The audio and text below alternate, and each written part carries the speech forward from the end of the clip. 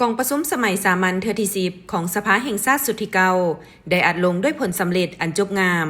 ภายหลังดำเนินมาแต่วันที่10พฤศจิกและได้ปิดลงในวันที่21พฤศจิก2025โดยการเป็นประธานของท่านไสยสมพรพรหมวิหารประธานสภาแห่งชาติเป็นเกียรติเข้าร่วมโดยท่านทองลุ้นศรีสุฤทธิ์ประธานประเทศท่านสอนไสยศรีพันดรนายกรัฐมนตรีมีบรรดาการนำคันสูงภาคคณะรัฐบาลสมาชิกสภาแห่งชาติและพนักงานอาวุโสบำนาญเข้าร่วมในโอกาสนี้ท่านไสยสมพรพรหมวิหารได้กล่าวสุนทรพจน์ปิดกองประชุมโดยได้ยกให้เห็นผลสำเร็จตามจุดประสงค์ระดับคาดหมายที่วางไว้กองประชุมติดราคาสูงที่สมาชิกสภาแห่งชาติสมาชิกรัฐบาลผู้แทนกองประชุมจากภาคส่วนเกี่ยวข้องได้พร้อมกันทุ่มเทเหือแหงสติปัญญาและเสริมขยายสิทธิประชาธิปไตยเข้าใส่การพิจารณาปัญหาสำคัญพื้นฐานของประเทศชาติตามพระบทบาทของสภาแห่งชาติที่กำหนดไว้ในรัฐธรรมนูญกฎหมายซึ่งเป็นการพันขยายมติกองประชุมใหญ่ครั้งที่11ของพรรคเข้าสู่เวียกงานตัวจริงขององค์การจัดตั้งรัฐด้วยการออกเป็นมติกองประชุมสภาแห่งชาติจำนวน8ฉบับเพื่อเป็นบอนอิงให้แก่รัฐบาลองค์การจัดตั้งที่เกี่ยวข้องนำไปจัดตั้งปฏิบัติในสาเหตุให้ประเทศชาติมีการพัฒนาอย่างต่อเนื่อง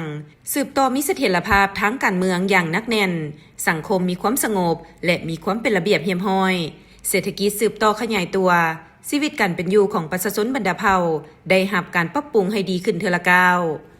กองประชุมสมัยสามัญเทื่อที่10ของสภาแห่งชาติสุดที่เก่าได้พิจารณารับร้องเอาเนื้อในสำคัญจำนวนหนึ่งเป็นต้น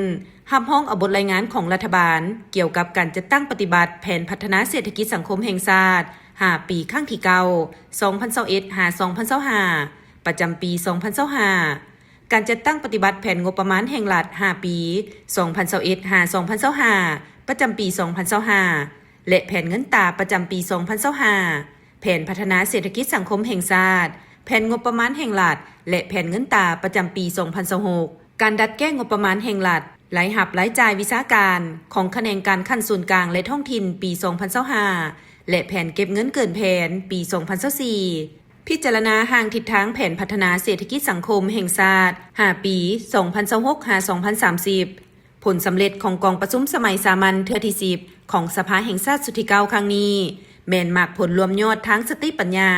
สิทธิประชาธิปไตยก็คือผลการยกสูงความรับผิดชอบทางการเมืองของบรรดาท่านสมาชิกสภาแห่งชาติการตัดสินใจสูงของรัฐบาลองค์การรัฐที่เกี่ยวข้องที่มีความพยายามและมีมาตรการตัวจริงในการแก้ไขความยุ่งยากทางด้านเศรษฐกิจการเงิน